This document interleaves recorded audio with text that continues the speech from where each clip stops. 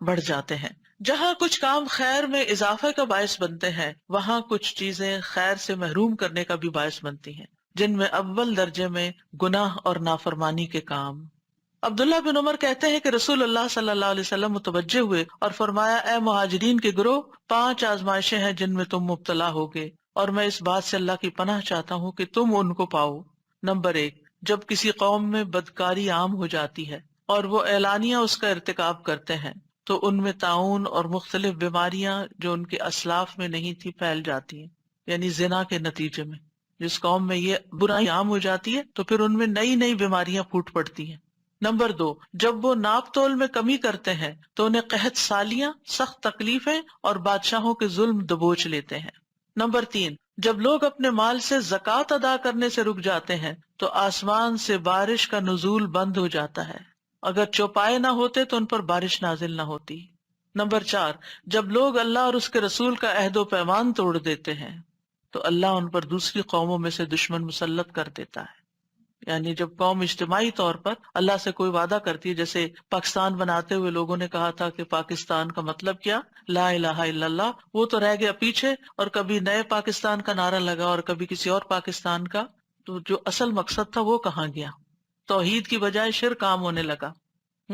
تو یہ قوم جب اپنا وعدہ توڑ دیتی ہے تو پھر اللہ تعالیٰ اور قوموں کو ان پہ مسلط کر دے، وہ پھر اپنے فیصلے خود نہیں کرتی، دوسری قومیں ان کے فیصلے کرتی ہیں۔ نمبر 5، جب مسلمانوں کے حکمران اللہ کی کتاب کے مطابق فیصلہ نہیں کرتے اور اس کے نازل کردہ قوانین کو ترجیح نہیں دیتے تو اللہ تعالیٰ ان کو آپس میں لڑا دیتا ہے۔ یعنی جس قوم کے اندر اللہ کی کتاب کے مطابق فیصلہ نہیں ہوتا اور اللہ کے قانون کے مطابق فیصلہ نہیں ہوتا، یعنی مسلمان حکمران اس کو ترجیح نہیں دیتے اور چیزوں کو ترجیح دیتے ہیں، تو پھر ان کی آپس کی لڑائیاں شروع ہو جاتی ہیں، یعنی آپس میں ہی پھوٹ پڑ جاتی ہے۔ تو اس لیے ان برائیوں اور ان گناہوں سے بھی بچنا چاہیے جن کے اثرات دنیا میں بھی انسان پر آتے ہیں اور انسان سفر کرتے ہیں۔ حسن بصری کہتے ہیں، اللہ کی قسم، بادل میں تمہارے لیے رزق ہے، لیکن تم اپنی غلطیوں اور اعمال کی وجہ سے اس سے محروم کر دیے جاتے ہو۔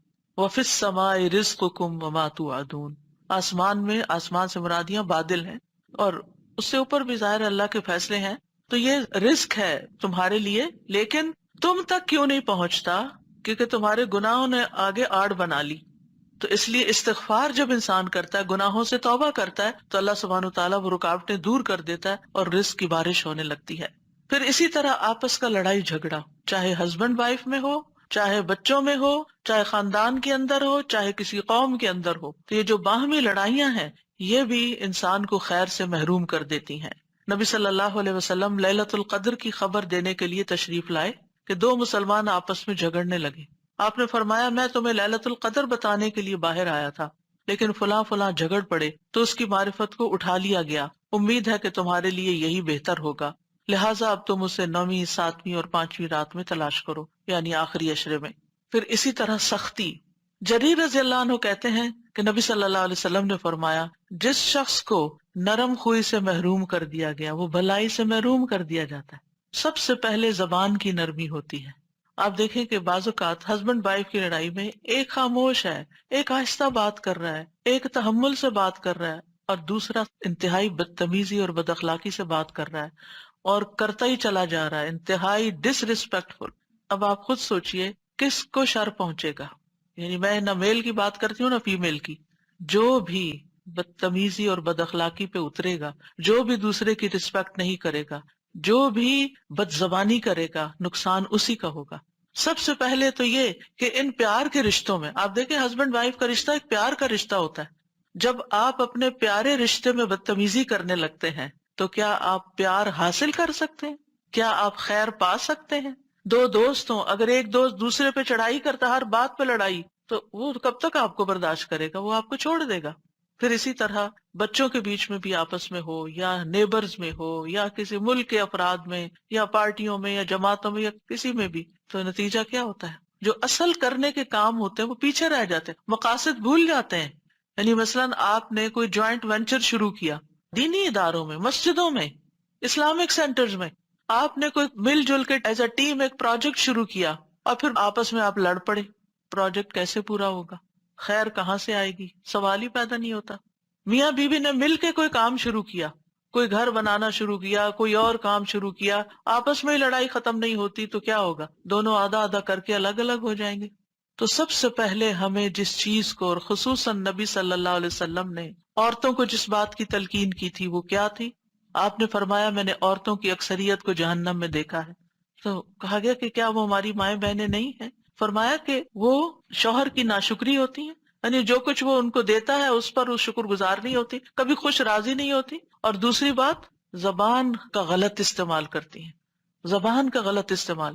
اور اگر دیکھا جائے تو اوور آل ہم خواتین ایک تو بولتی زیادہ ہیں، اور جو بولتا زیادہ ہے وہ غلطی بھی زیادہ کرتا ہے. اور پھر اس بولنے میں ہم بعض اوقات حد کراس کر جاتے ہیں، چاہے بچوں کے ساتھ ہم بول رہے ہوں، چاہے ہسبینڈ کے ساتھ، چاہے کسی اور کے ساتھ. تو یہ ہمارا ٹیسٹ ہے، یعنی ہم خواتین کا ایک امتحان ہے کہ ہم اپنی زبان کو کنٹرول میں رکھیں. اور میں نے دیکھا ہے کہ جو خواتین سمجھدار ہوتی ہیں اور حکمت ہوتی ہیں، وہ مشکل سے مشکل وقت میں، کل ہی مجھے کوئی بتا رہا تھا کہ ان کی والدہ بہت پڑھی لکھی تو نہیں تھی لیکن شدید غصے والی بھی تھی. جو ہی ان کو غصہ آتا تو ان کی آنکھیں بھی بعض اوقات لال ہو جاتی تھی، لیکن وہ ایک لفظ زبان سے نہیں نکالتی تھی، وہ الگ ہو جاتی اور جا کے نماز شروع کر دیتی. وَاسْتَعِینُوا بِالصَّبْرِ وَالصَّلَاةِ، اللہ سے مدد مانگنا مشکل ترین حالات میں، کیونکہ آپ جتنا بولتے جاتے ہیں نا اتنا اپنی عزت کو لوز کرتے جاتے ہیں، اپنے مقام سے یوں سمجھے کہ نیچے کو گرنا شروع ہو گئے، انسانوں کی نگاہ میں بھی اور اللہ کی نگاہ میں بھی. تو حاصل کچھ بھی نہ ہو، ہر خیر سے آپ محروم ہو گئے، جو خیر آپ کو ملنی تھی وہ آپ سے چھنتی چلی گئی. تو اس لیے نبی صلی اللہ علیہ وسلم نے فرمایا من یحرم الرفق یحرم الخیر، جو نرم خوئی سے، نرم کلام سے، نرم رویے سے، نرم معاملے سے محروم ہوا، ہر خیر سے محروم ہو گیا. پھر کیا پایا؟ اور پھر ناشکرا پن نعمتوں کو ختم کر دیتا ہے، قدر نہ کرنا دوسروں کی. اللہ تعالیٰ سورۃ النحل میں فرماتے ہیں اور اللہ نے ایک بستی کی مثال بیان کی جو امن والی، اطمینان والی تھی، یعنی اس کے اندر بڑی خیر تھی، پرسکون تھے وہ لوگ. اس کے پاس اس کا رزق کھلا ہر جگہ سے آ رہا تھا، ہر طرف سے رزق کی بھرمار تھی. تو اس بستی والوں نے اللہ کی نعمتوں کی ناشکری کی تو اللہ نے اسے بھوک اور خوف کا لباس پہنا دیا، اس کے بدلے جو وہ کیا کرتے تھے، یعنی ناشکری کے بدلے. یعنی کہاں یہ کہ ہر طرف سے رزق آتا تھا. قوم سبا کی مثال آپ کے سامنے، ان کے پاس ہر طرح کی نعمتیں تھی لیکن ناشکری کی تو سب کچھ چھن گیا، کھنڈر ہو گئے گھر بار، اور ان کے لوگ دنیا بھر میں تتر بتر ہو گئے. اور اب محاورے کے طور پہ بولتے تھے کہ ایسے تتر بتر ہوئے جیسے قوم سبا ہوئی تھی، یعنی کسی خاندان کے اندر کوئی اختلاف فساد ہوتا تو اس کی وجہ سے وہ یہ مثال دیا کرتے تھے، ضرب المثل بن گئے. تو اس لیے ان چیزوں سے بچنے کی بھی ضرورت ہے جو انسان کو خیر اور بھلائی سے محروم کر دیتی ہیں.